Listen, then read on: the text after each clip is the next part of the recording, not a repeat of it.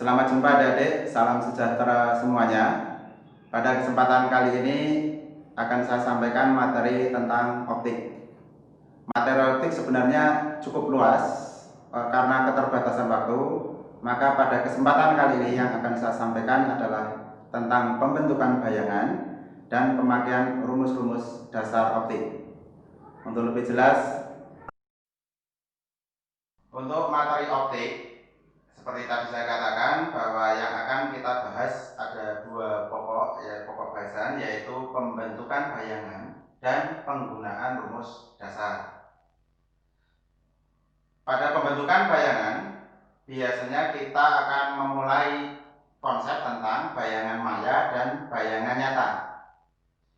Biasanya adik akan salah dalam mengartikan bayangan maya dan bayangan nyata, sehingga perlu saya beri batasan di sini bahwa bayangan maya adalah bayangan yang langsung dapat dilihat dengan mata. Sedangkan bayangan nyata adalah bayangan yang harus ditangkap dengan layar bila kita ingin melihatnya. Tolong ini dicamkan benar deh, karena ini akan menghindari adik dari salah konsep. Pada bagian lain yang perlu diperhatikan tentang pembentukan bayangan, itu terbagi menjadi 3 bagian pokok, yaitu pembentukan bayangan pada cermin datar, kemudian pembentukan bayangan pada cermin cembung atau lensa cekung. Ini cermin cembung dengan lensa cekung saya jadikan satu karena keduanya mempunyai ciri yang sama, yaitu mempunyai harga titik fokus negatif dan keduanya mempunyai sifat divergen. Divergen yang mempunyai arti menyebarkan sinar.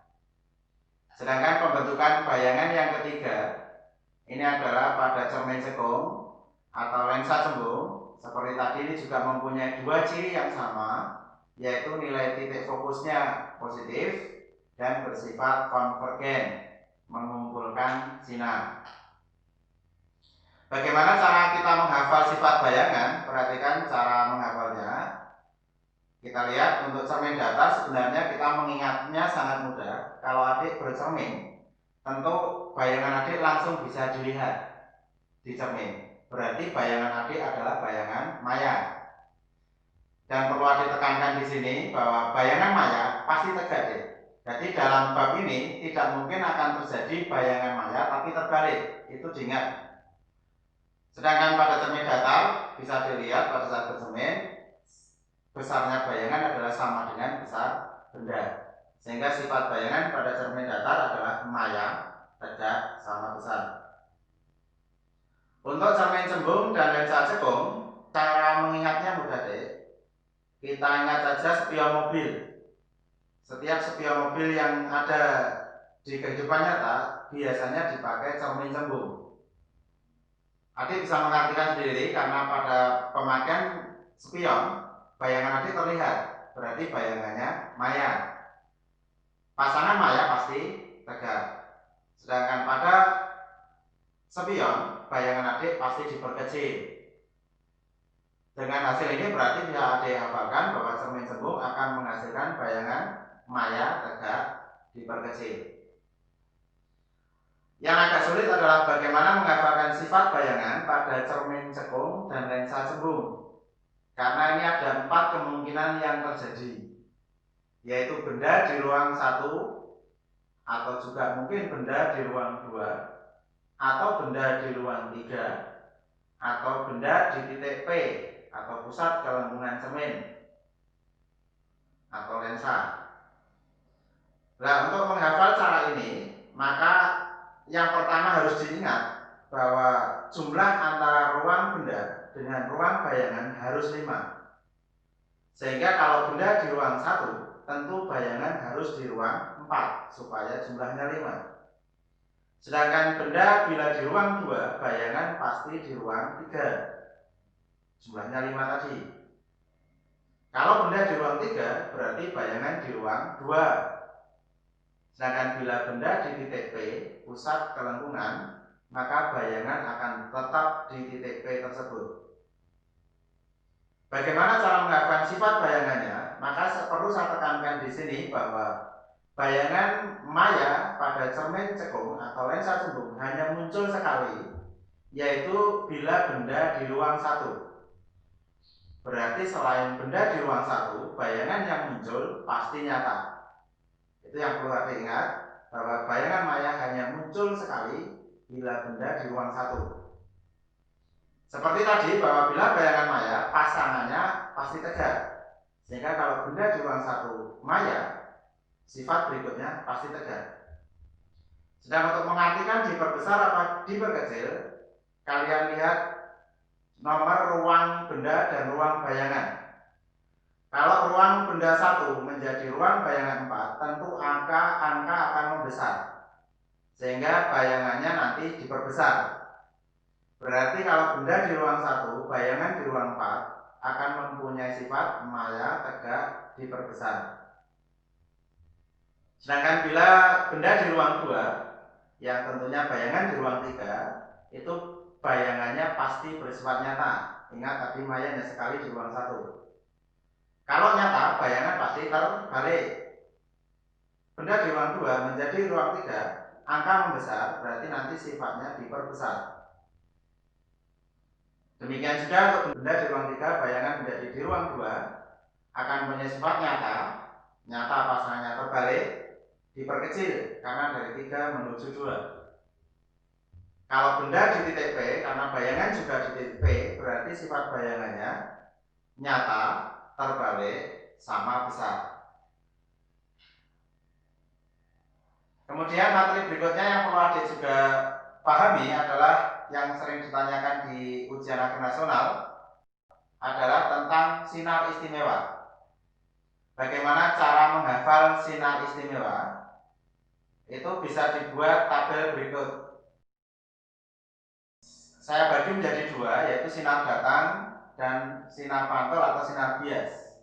Dalam tabel kelihatan bahwa pada bagian kanan memantul saya beri kode C itu adalah berarti untuk cermin, sedangkan saya beri kode L itu adalah membias untuk lensa.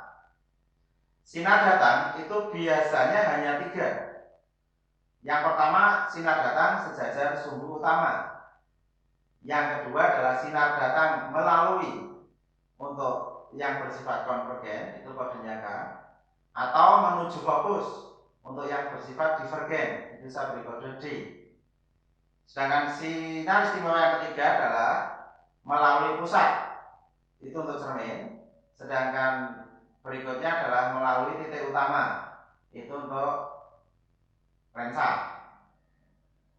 Jika sinar sejajar sumbu utama, untuk cermin dia akan berbunyi pasti akan memantul melalui fokus. Kalau lensa berarti jika sinar sejajar sumbu utama, dia akan membias melalui fokus.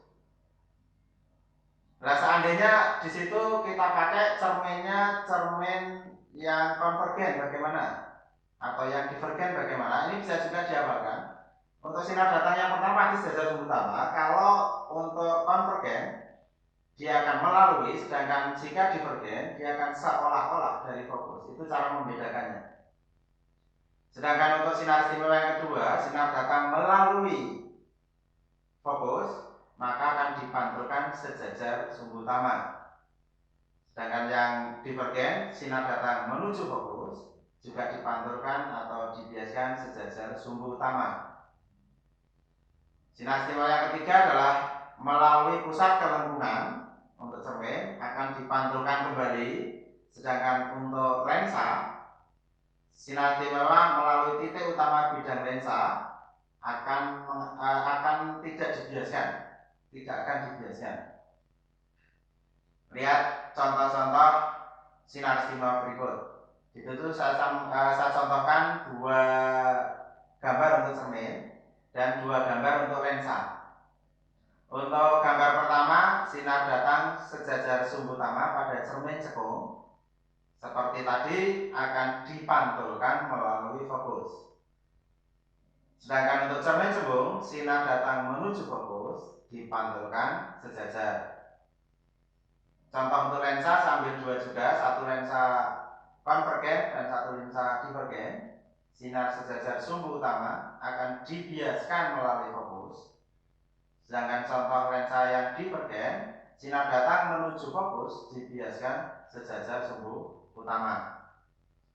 Untuk gambar yang lain bisa nanti adik perluas sendiri di rumah dengan konsep sinar timah yang saya ringkas tadi. Sedangkan konsep terakhir yang sering ditanyakan di ujian akhir nasional adalah penggunaan rumus-rumus dasar optik.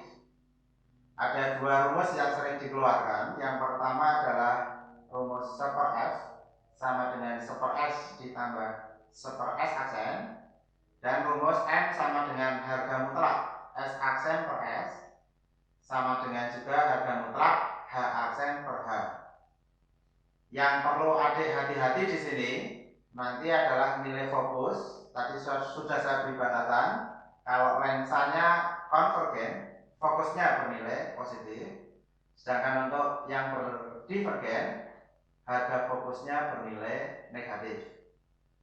Sedangkan untuk S adalah jarak benda, S aksen adalah jarak bayangan, H aksen adalah tinggi bayangan, H adalah tinggi benda, M perbesaran bayangan.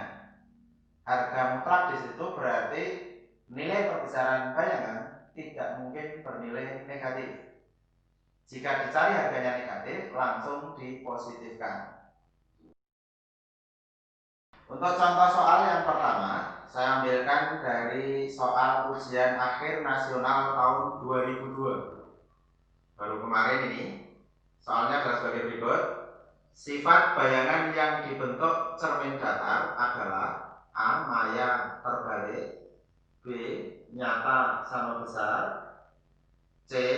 Nyata tegak, D. Maya tegak.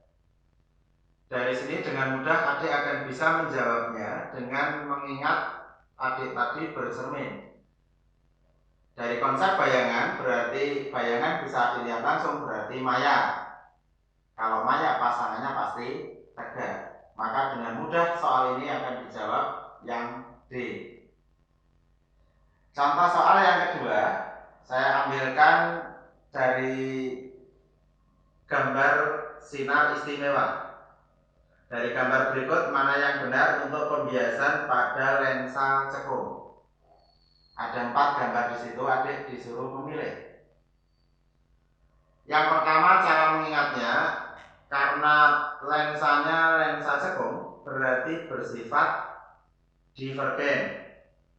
Kalau bersifat divergen, maka berarti bila ada sinar sejajar sumbu utama, dia akan membias menyebar. Berarti yang A tidak mungkin, karena yang A adalah sejajar sumbu utama terus memuncul atau konvergen, berarti tidak sesuai dengan konsep divergen. Maka A tidak mungkin. Sedangkan yang B itu adalah sinar melalui fokus memantul. Kalau memantul ini bukan untuk lensa, tetapi untuk cermin, berarti B salah. Yang D, sinar menuju fokus, dia memantul sejajar, ini juga untuk cermin, berarti yang D salah. Otomatis jawabannya yang C, yaitu sejajar sumbu utama dibiaskan seolah-olah dari fokus. Contoh soal yang ketiga yang berupa soal hitungan, saya ambilkan dari Eptanas tahun 1998. Suatu benda terletak 8 cm di muka cermin cekung yang jarak fokusnya 6 cm. Maka jarak bayangannya adalah, nanti suruh milih A 2 cm, B 7 cm, C 14 cm atau D 24 cm. Untuk menjelaskan soal ini hati-hati. Yang pertama adalah cermin cekung berarti bersifat konvergen, maka harga fokusnya positif, F 6 cm. Jarak benda berarti S 8 cm. Yang ditanyakan adalah berapakah S aksen. Tentu rumus yang dipakai adalah rumus pertama yang tadi, 1/F sama dengan 1/S ditambah 1/S aksen. Berarti kalau kita mau mencari S aksen, rumus diubah menjadi 1/S aksen sama dengan 1/F dikurangi 1/S. Kalau angkanya dimasukkan berarti 1/S aksen sama dengan 1/6 dikurangi 1/8.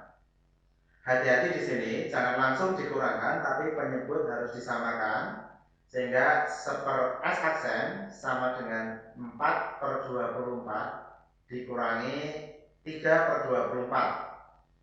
1/s aksen berarti bernilai 1/24, maka S aksen dibalik 24/1, S aksen sama dengan 24 cm. Berarti jawabannya yang B. Kalau adik ingin memakai cara smart solution, ini juga bisa dicari dengan rumus nanti S aksen sama dengan S dikalikan F dibagi S dikurangi F. Kalau S dikalikan F langsung bernilai 48, sedangkan S dikurangi F bernilai 2. Kalau dengan cara smart berarti langsung 48 dibagi 2. Hasilnya adalah 24 cm. Jelas ini lebih cepat daripada yang cara pertama tadi. Oke, untuk contoh berikutnya sambil juga soal nomor 4. Ini bagaimana mencari perbesaran bayangan. Soalnya adalah sebagai berikut. Cermin cekung, jarak fokusnya 8 cm. Benda berada pada jarak 24 cm. Maka bayangan yang dihasilkan mempunyai perbesaran berapa kali? Kalau kita selesaikan dengan cara biasa, berarti Anda harus mengetahui dulu bahwa harga fokusnya bernilai positif. Mengapa positif, Dek? Karena cermin cekung bersifat konvergen. Hati-hati. Kemudian jarak bendanya S sama dengan 24 cm. Yang ditanya berapa M? Untuk mencari M secara langsung nanti tidak bisa. Ini harus membuat dua rumus menjadi satu. Kalau di matematika namanya substitusi. Kita cari dulu S aksen dengan rumus 1/S aksen sama dengan 1/F dikurangi 1/S. Angkanya dimasukkan berarti 1/S aksen sama dengan 1/8 dikurangi 1/24. Seperti tadi, penyebutnya disamakan dulu berarti 1/S aksen sama dengan 3/24 dikurangi 1/24. Berarti diperoleh 1/S aksen sama dengan 2/24. Berarti S aksen sama dengan 24 dibagi 2 sama dengan 12 cm. Ini belum mencari M, Dek. Berarti kalau ingin mencari M, maka S aksen ini kami masukkan ke rumus yang kedua, yaitu M sama dengan S aksen dibagi S. Sehingga akan diperoleh M sama dengan 12 dibagi 24, diperoleh M sama dengan setengah kali. Jawabannya B. Bila adik ingin menggunakan cara smart solution, maka nanti adik akan lebih mudah mencarinya dan hasilnya pasti sama dengan menggunakan rumus M sama dengan F dibagi S min F. Mari pelan-pelan kita masukkan nilainya. Harga F-nya di soal tadi adalah 8. Sedangkan S dikurangi F hasilnya adalah 16. 8 dibagi 16 berarti nilainya setengah kali. Berarti sama dengan yang tadi.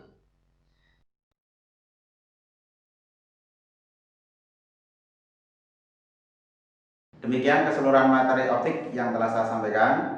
Untuk lebih jelas lagi, silakan adik pelajari kembali apa yang telah saya sampaikan tadi. Selamat belajar, sampai jumpa di program berikutnya.